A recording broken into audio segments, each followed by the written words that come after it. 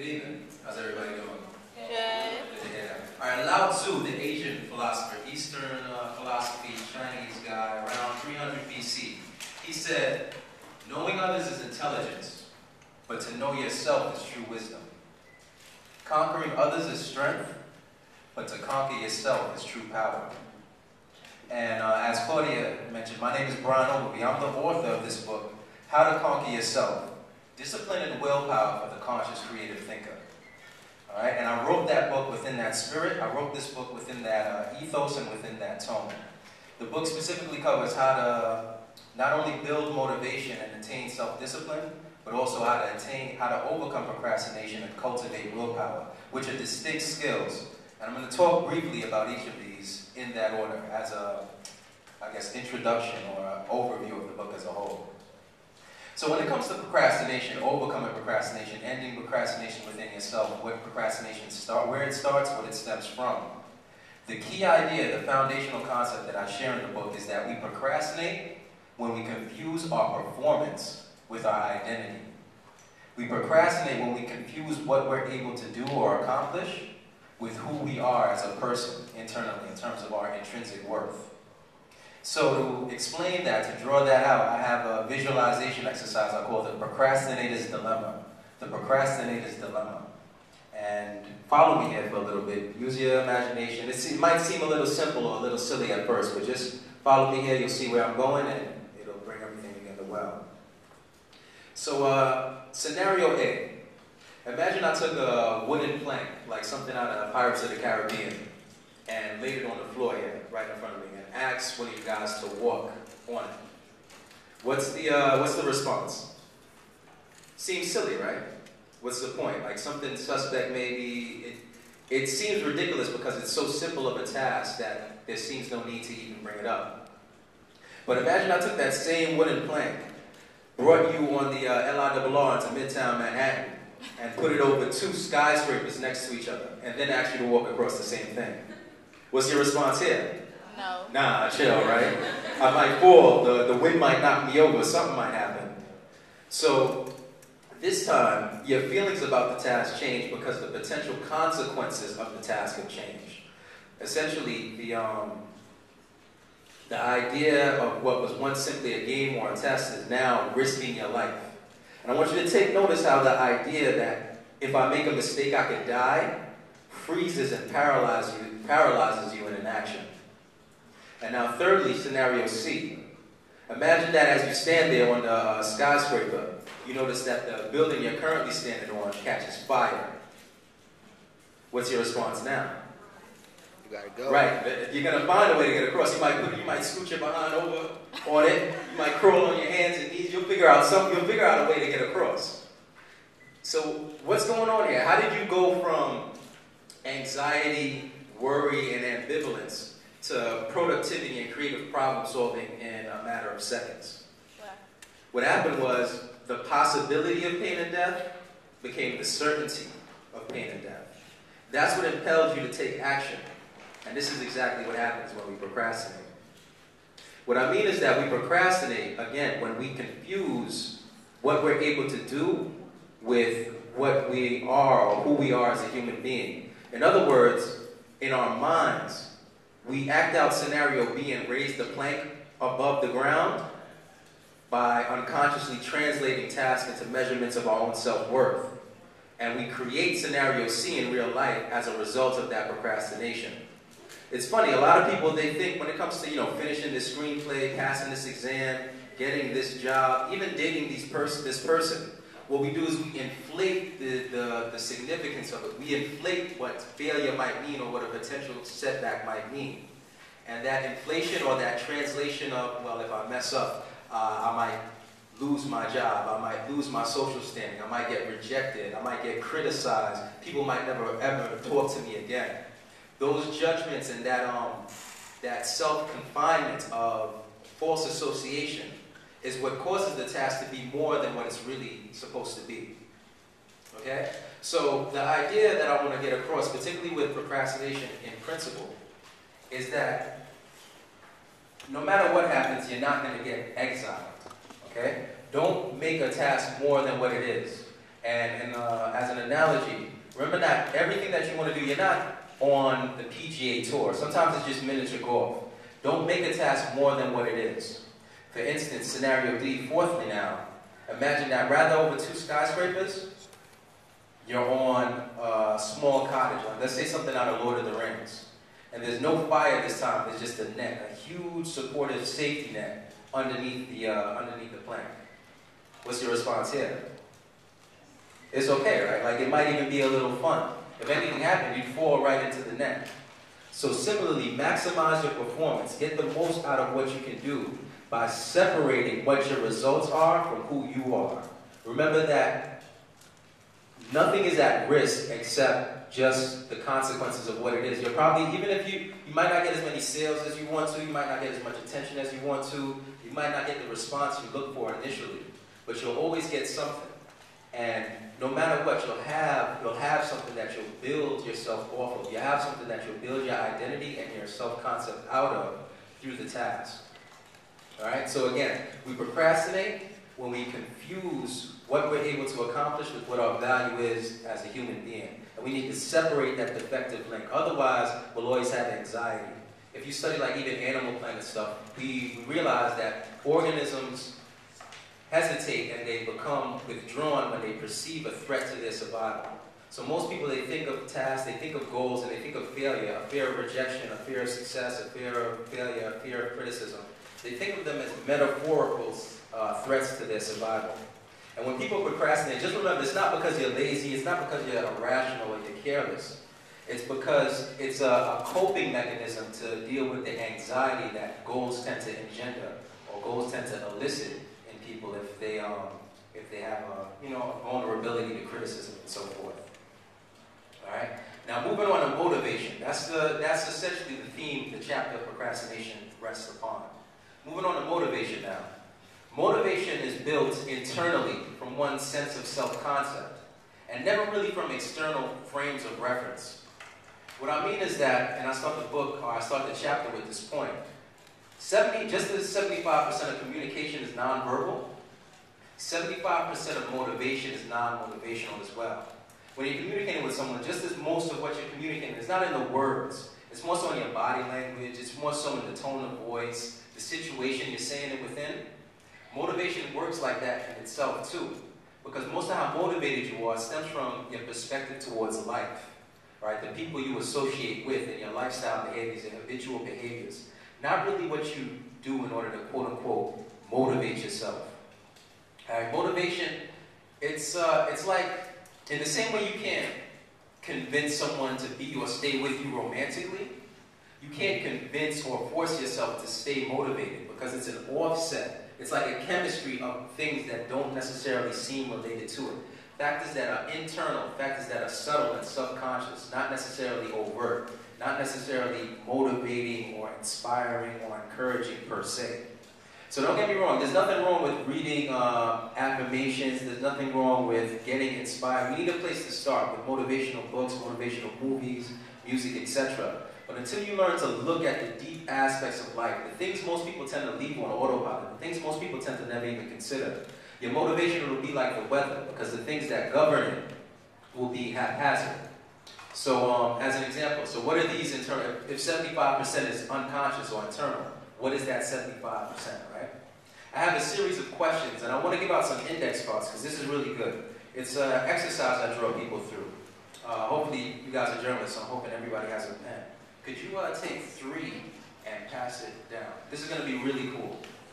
All right, this is an exercise I draw people through. The first key aspect to motivation is knowing your purpose in life. All right. Because if you don't know your purpose in life, it's difficult to have a clear sense of order and direction. And if you don't have a clear sense of order and direction, it's difficult to feel like anything's even really worth the effort. Like, you're not going to get in your car and waste gas, and you're not going to get on the bus and waste your fare unless you know specifically where you're going, unless you have an event you feel is worthwhile. So similarly, people who are motivated, people who tend to manage their time well, they tend to orient their careers and orient their talents and skills around something that drives them, around a sense of purpose within themselves. All right? Secondly, speaking of talents and skills, the second question is, do you know and tailor your life towards your own talents and skills, your own natural proficiencies. Because goals that orient around what you're naturally good at, they create a feedback loop. If you're doing something that rests upon talents and skills, rather than just what other people are telling you to do or what you think might bring a lot of money, you'll get superior results and you get a superior performance. And when you see that superior performance, you'll be more motivated, you'll be more energized because you see yourself getting the results and you see yourself growing. So it's ironic because I think, especially within, my book is like personal development, right? Within the personal development field, it's pretty funny. People have this idea of essentially becoming average. People think of themselves as having faults and they work on eliminating their faults. When the reality is you are who you are. You gotta know yourself, you gotta know what you're good at and know what you're bad at. And when you know that, when you can delineate between the two, what'll happen is you'll be able to set up goals and set up objects or objectives in life that orient around your strengths, all right? So focus on cultivating strength, not so much on eliminating weakness. Don't try to become average. Try to excel at where you're already naturally proficient, because people who are motivated, their work process energizes them, their work process, it motivates them because they're doing what they're already naturally nice at, essentially. And the third question is, do you know and adhere to your own sense of personal code? Because a person who adheres to their own internal sense of right and wrong, they'll develop a sense of personal dignity. They'll feel good about themselves when they wake up in the morning, when they look in the mirror, they'll know that they did the right thing. Whereas someone who just follows societal norms, someone who just follows what other people tell them they should do, they have a sense of like hypocrisy or a sense of fraud within themselves. And you know when you're dealing with someone who has integrity versus someone who's just robotically going through the motions. All right, so the key is to think about what's important to you. What in life drives you? What in life inspires you? And what in life makes you feel integral, makes you feel grounded? And always adhere to that. Never let someone draw you off from what you know to be right or wrong, or what you know to be important, what you know to be sufficient. So let's get started. Let's get right into the 3 exercises. When it comes to life purpose, the key is to reverse engineer it a little bit. What I mean is, if you think about, take a second to think of 3 to 4 or maybe even 5 things that really get you frustrated in the world. What are some things you think, if you think about, you take a big picture look at what's happening in the world, across the globe, in your own community, in families, in different situations. What are some things that get you really mad? What are some things that push your button? For some people it's war, right? Some people it's poverty. But for some people it doesn't have to be these like megalithic, like honorable things. It can be something like bad fashion, bad breath, right? Bad cooking. There's nothing too big and there's nothing too small, but take a second now to think about 3 or 4 things that really get you like, you know, like why does that have to happen? Why are people like this? Why is the world like this? Think about what frustrates you more, your 3 biggest pet peeves.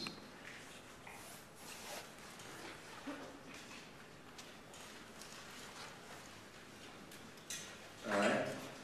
And now, the second step, I'll give you guys a second more.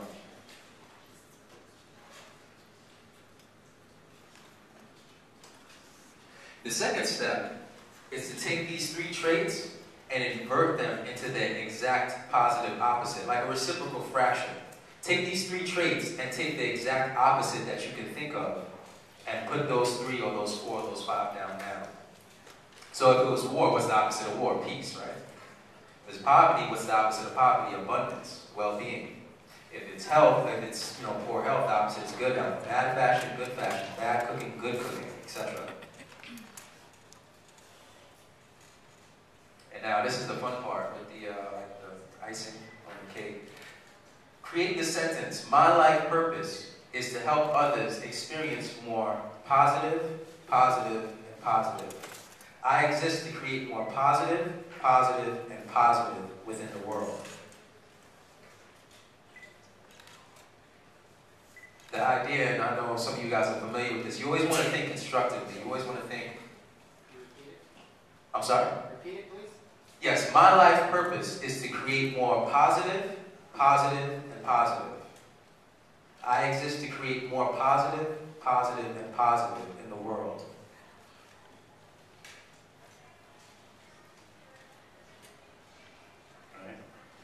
Alright, so this is something to, get the ball rolling, get you thinking a little bit. Obviously, the more you do, the more life experiences you have, the more trauma, the more failure, the more setbacks, the more challenges, and the more accomplishments too. The more you'll transform, the more you'll come back to these sort of these reflections or these introspective exercises and build on them.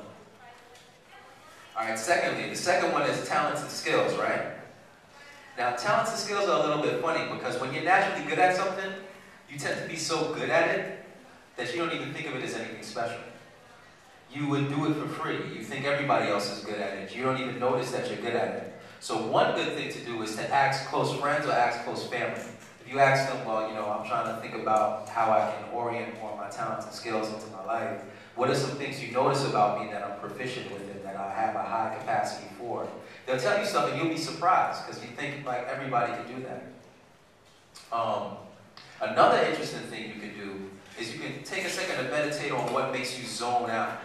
There's a psychologist, his name is Mihai Csikszentmihalyi, I think he's Hungarian, and he wrote this book, Flow, The Psychology of Optimal Experiences. So the idea is, some people, if they're freestyling, they zone out. If they're playing the guitar, they space out. If they're talking about health, they go wild. If they're helping someone, they lose their sense of time. If you think about what makes you enter a state of flow, take a second to think about what makes you lose track of time, what makes you space out, what makes someone else come to you and go, hey, what are you doing? You know what I mean?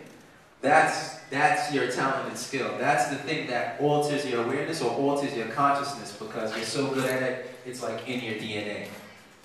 And lastly, what was the last one again? Code, right? Principle, code, inherent sense of code, inherent sense of values. This one's pretty interesting. The key here is to think, and this is why I gave you 3 index cards. Think about 3 people you admire, 3 people you really look up to. This could be family members, it can be historical figures, it could be leaders, politicians, musicians, actresses, people who have succeeded to a level that you want to succeed in a career that you want to achieve. It can also be fictional people. It can be people from comic books, video games, legends, mythologies, religion, etc. Think about 3 people that you admire. And when you have these 3 people, take some time to identify, it might be hard to do now, but take some time to identify at least 10 traits for each person. Something like strength, intelligence, kindness, leadership, integrity, honesty, caring. Think about 10 to, you want to aim for 20, so you get a big pool. Think about 10 to 20 traits for each of these 3 characters, each of these 3 people, each of these 3 leaders, or each of these 3 inspiring figures. And what's ironic, it's really common sense if you think about it, but what's ironic is that when you have the traits listed out, you'll find commonality between the 3. There'll be 4 or 5 or 6 traits that each of them actually have, and parallel between the 3 characters. So what's interesting is that, likewise, in the same way in psychology we project, right? When a lot of people, you can read people by knowing, if they talk negative about someone else, that probably shows you a lot about who they are. The same is true on the positive end too. In a lot of cases, when we notice positive traits in other people, those are skills and those are talents and proficiencies or traits that we have within ourselves. They're dormant or latent traits that we have yet to acknowledge or have the courage to cultivate within ourselves. So the things you admire in other people, especially when you see them concurrently across many people, those are actually values that you hold. You probably are just not as conscious of them as you normally would be. Again, so remember, 75% of motivation is non-motivational. Just like 75%, or I think it's even 93%. 93% of communication is not about the words. 93% of motivation is not about trying to be motivated. You can't force yourself to be motivated. It's more about who you are. So knowing your purpose in life, knowing your talents and skills, and also knowing your own sense of code, having it like a samurai has Bushido code, having a sense of honor that you adhere to, and sticking to that no matter what people bring up against you, no matter what happens in your life, you'll have a sense of dignity, you'll have a sense of self-empowerment within that regard. All right, so just remember, motivation builds itself indirectly as a result of factors that seem unrelated to it. All right? And procrastination is really an issue of self-esteem. Separate what you're able to do from what your identity is. Know that who you are is independent of whatever failures or whatever successes you might come across, so you can free that energy up. Otherwise, your thought process will always siphon off to try and protect yourself from being judged. You'll be too much of a perfectionist because you don't want people to, criticize you. I only have a few minutes left, so I want to make sure I get a Q&A. And are there any questions about anything that I've said? Go ahead, Chief. I know you were saying like Dave, right? Dave, yeah. Yeah, talk to me. My name is Dave. The one opportunity, the things you said that causes you to zone out and stuff like Yes. that, and you said that's the one thing that's, I guess, that you should probably focus on. Yes. What happens if you kind of want to keep that one thing to yourself? Because I feel like if you kind of make that your profession, then you start to tie things like stress and other things like, I guess, money and all these things that you don't want to be associated with. That's a very good question. That's a very good question. I understand this because you don't want to sell out. Who wants to be a sellout? Nas himself, he said, does my charm reach people that'll make a change? If I shoot with straight aim at the accurate target, but make a profit, is that really progress? So that's really a deeper issue. That's really has to do more with wealth thinking and abundance thinking. I think generally we think of wealth or money as inherently negative. We think of wealth as the root of all evil.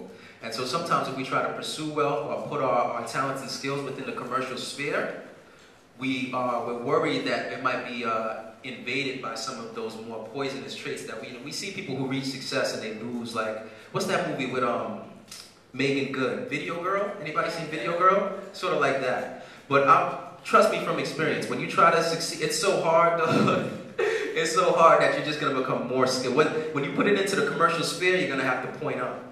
So what's going to happen is you're going to honor your craft more, and there's no greater pride. Like they got gay pride, they got black pride, they got school pride. There's no greater pride than feeding yourself off of your own talents and skills. And you don't need a march to prove that. You don't need any activism to prove that. So just go for it. It's something that's difficult to prove, but just remember that a lot of the anxieties you have about success, they're really theoretical.